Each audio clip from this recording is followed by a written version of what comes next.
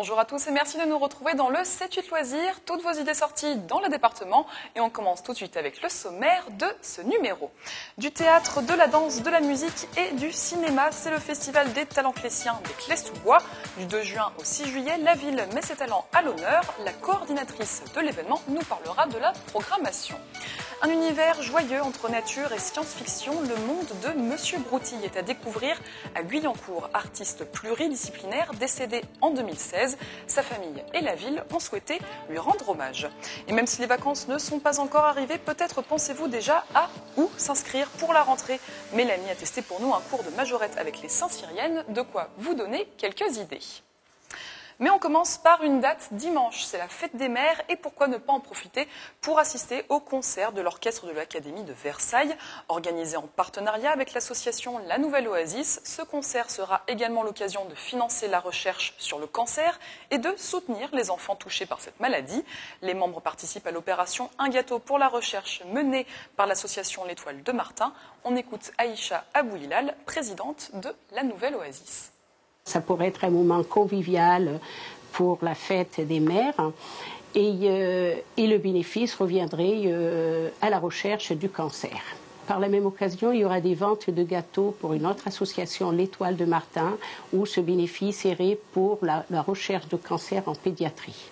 Eh bien, le but de notre association, c'est d'aider les personnes démunies, les personnes malades, handicapées, voilà. Donc, notre but, c'est d'aider le maximum. On a la chance d'avoir la santé. Je pense que c'est un capital d'avoir sa santé. Et je pense que faire des événements pour la recherche des malades, ça peut être que bénéfique.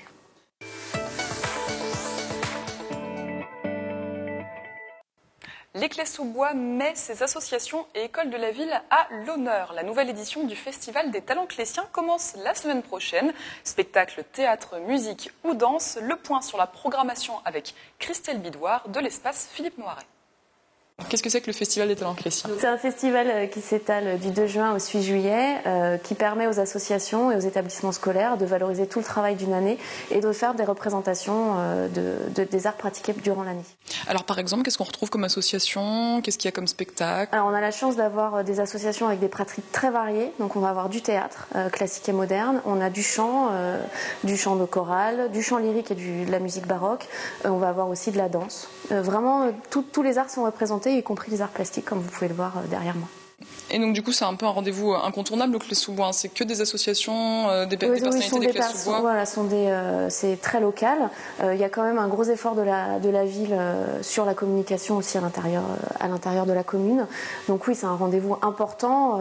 C'est un moment de lien social aussi entre l'espace Noiret, les associations, les différents publics.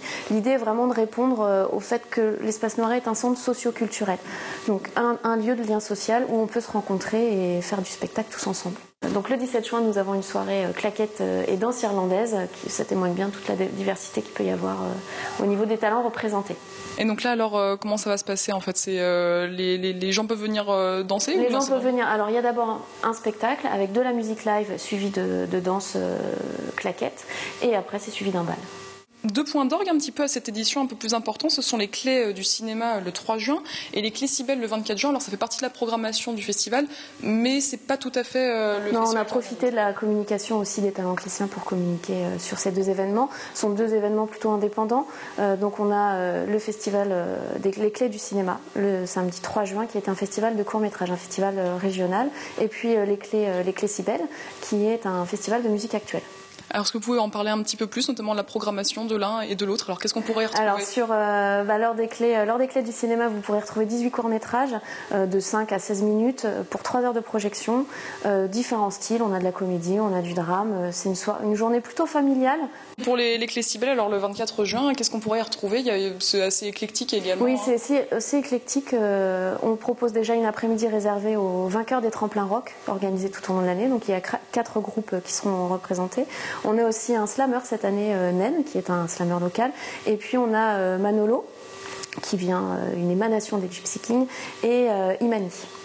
Un petit mot sur les tarifs du coup des différents spectacles et des différentes, notamment les différents festivals. Il y a beaucoup d'événements aussi qui sont en entrée libre. Oui, beaucoup de choses sont en entrée libre. Certaines associations demandent aussi une participation au chapeau, une très légère participation de 2 € l'entrée. Donc c'est vraiment modique. Ça leur sert aussi à eux pour pouvoir organiser leur autre spectacle. Les clés du cinéma, c'est gratuit et les clés c'est belle également. Un univers fait de métal soudé et de matériaux recyclés, c'est le monde de Monsieur Broutille. Guyancourt lui rend hommage dans une exposition jusqu'au 24 juin. L'artiste décédé l'an dernier est à découvrir une dernière fois avant que ses œuvres ne soient données à ses amis et à sa famille. Petit tour de l'exposition dans ce reportage.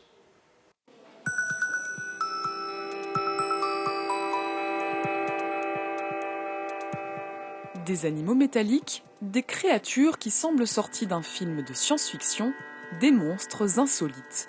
C'est l'univers de Monsieur Broutille, dessin, peinture ou sculpture, artiste touche-à-tout autodidacte, ses œuvres sont le reflet d'une créativité sans limite.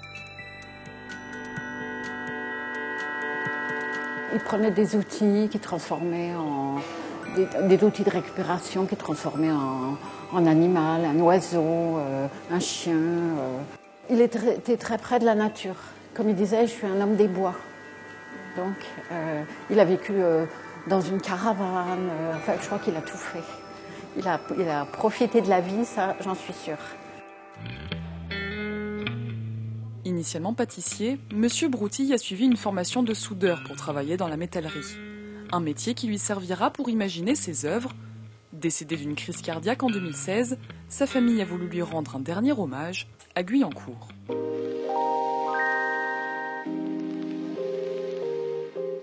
C'est avec beaucoup d'émotion qu'on accueille Monsieur Broutille, parce que justement c'est à la demande de la famille que cette exposition de fin de saison a été programmée. C'était vraiment un hommage important ici et je pense qu'il a vraiment sa place. Une exposition qui retrace 15 années de travail, un monde joyeux et dynamique à l'image de son créateur.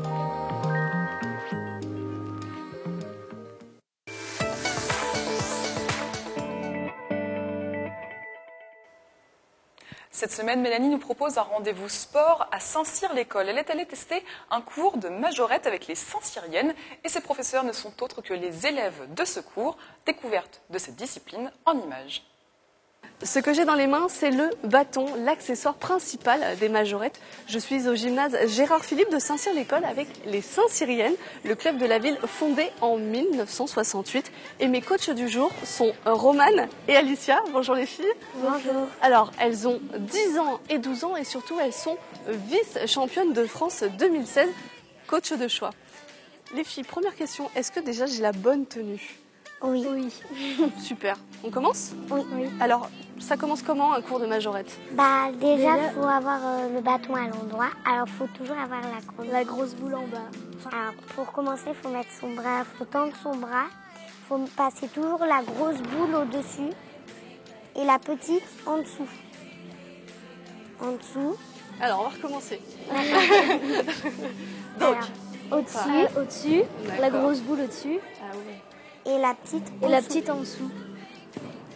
Et les filles, c'est difficile d'être majorette ou pas ? Bah, au début un petit peu, puis après, après c'est pas. Après on est dedans. Quand un amour fleurit, ça fait pendant des semaines de cœur qui se sourit.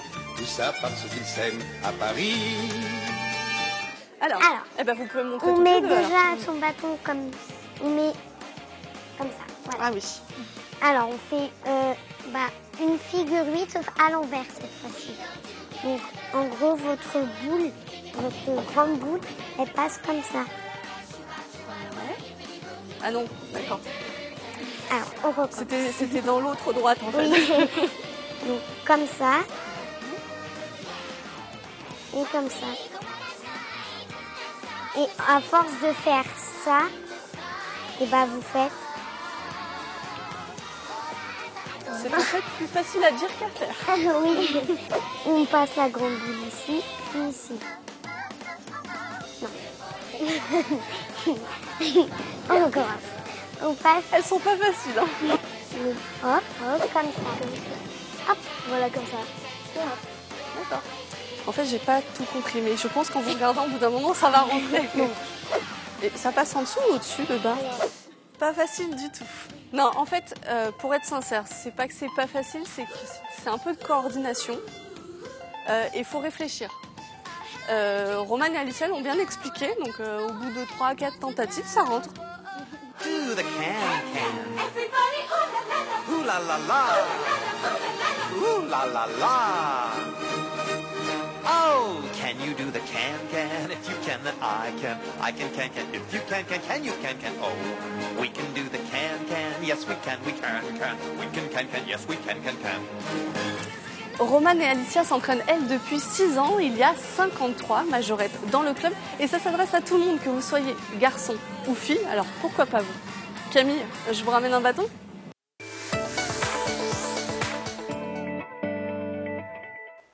Un rendez-vous pour les fans d'Harry Potter, la possibilité de rencontrer Percy Weasley, ou plutôt l'acteur qui l'incarne, Chris Rankin.